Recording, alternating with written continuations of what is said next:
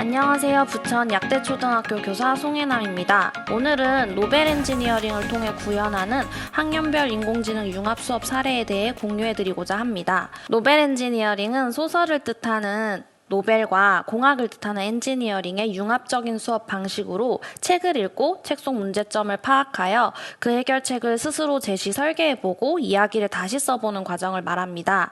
인문학적 상상력과 과학기술적 창조력을 개발하기 위해서 교육과정에서는 온책 읽기와 소프트웨어 인공지능 교육을 강조하고 있는데 이것을 융합하여 적용할 수 있는 수업 모델입니다.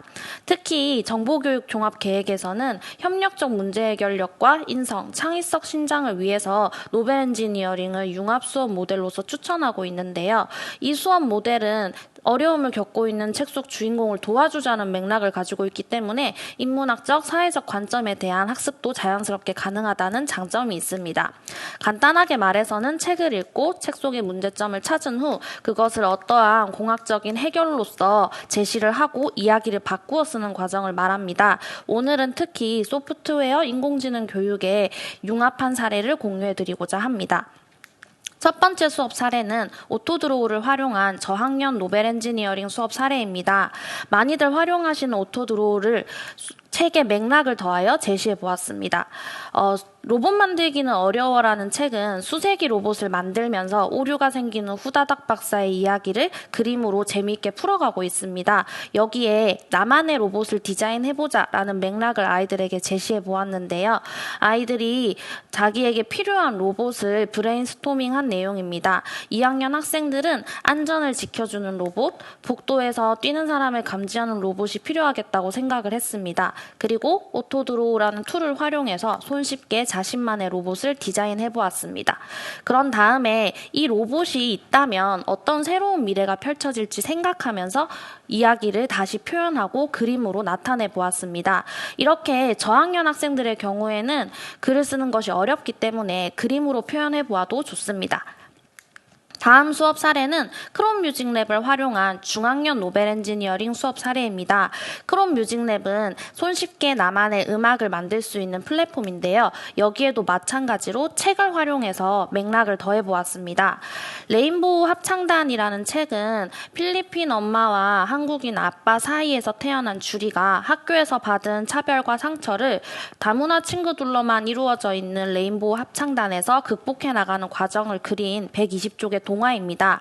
이 상황에 맞는 배경음악을 만들어주자는 맥락을 제시해 보았는데요. 주리가 되어서 일기를 써보는 활동을 통해서 주리의 입장에서 공감해보는 활동을 하였고요. 교육 연극과 연계하여 문화적인 편견을 타블로 기법으로 표현해보는 활동까지 더해보았습니다. 그런 다음에 직접 리듬 멜로디 메이커 기능을 활용해서 노래를 만들어 보았는데요.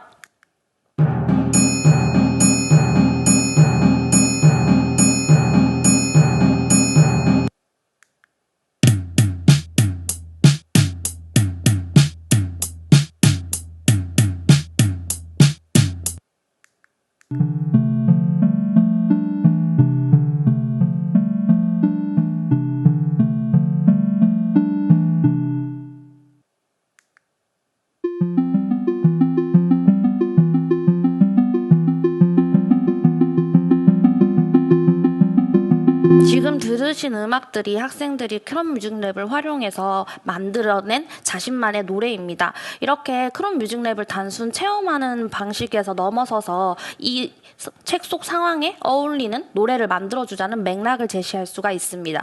이후에 이 음악극에 실제 배경음악으로 활용을 하여서 자신만의 연극으로 표현을 해보았는데 음악극 상황은 학생들의 초상권 관계로 생략을 하도록 하겠습니다.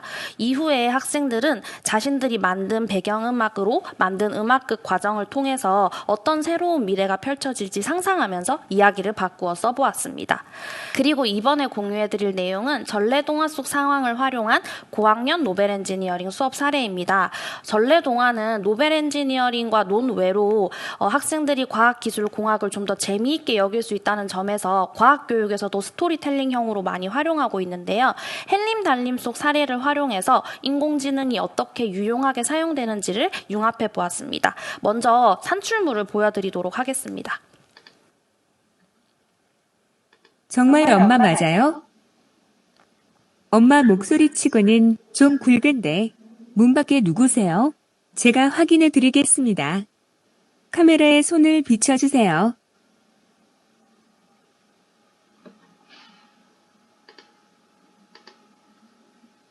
엔트리 인공지능이 손을 인식할 경우와 그렇지 않은 경우를 나누어서 엄마가 프로그래밍을 오셨습니다. 했습니다. 손을 엄마 보고 인식하면 싶었어요. 엄마로 인식을 하고요. 정말 엄마 맞아요? 엄마 목소리치고는 좀 굵은데 문 밖에 누구세요? 제가 확인해 드리겠습니다. 카메라에 손을 비춰주세요.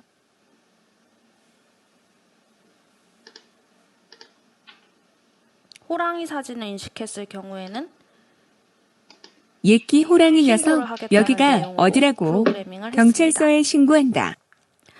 먼저 햇님 달님 책을 1인 1권으로 온 책 읽기를 했고요. 읽은 다음에 간단하게 독후 활동지를 통해 책 속 내용 이해를 도왔습니다.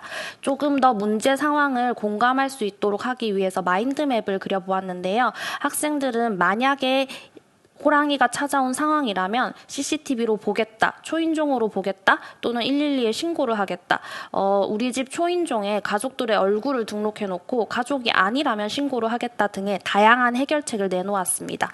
그런 다음에 엔트리의 기능을 활용해서 어떻게 프로그래밍을 할지 디자인을 해보았는데요. 학생들마다 다양한 오브젝트와 배경을 활용해서 나만의 산출물을 디자인했습니다. 그런 다음 학생들의 코드를 확인해 보시면 분류 결과가 엄마일 때는 들어오세요, 호랑이일 때는 저리 가 라고 나누어서 프로그래밍을 한 걸 확인할 수 있습니다.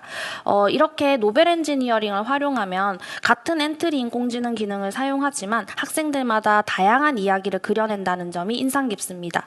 이후 자신들이 만든 인공지능 초인종이 어떤 새로운 미래를 가져올지를 생각하면서 이야기를 바꾸어 써보았습니다.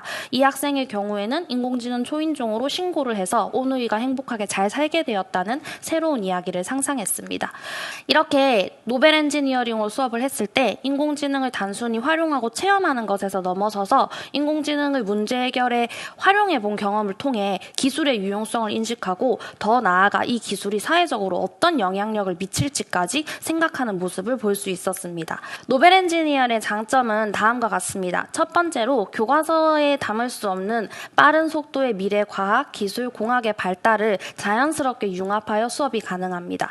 두 번째로 왜 코딩을 배워야 하고 왜 인공지능을 학습해야 하는지 유의미하고 자연스러운 학습의 맥락을 제공합니다.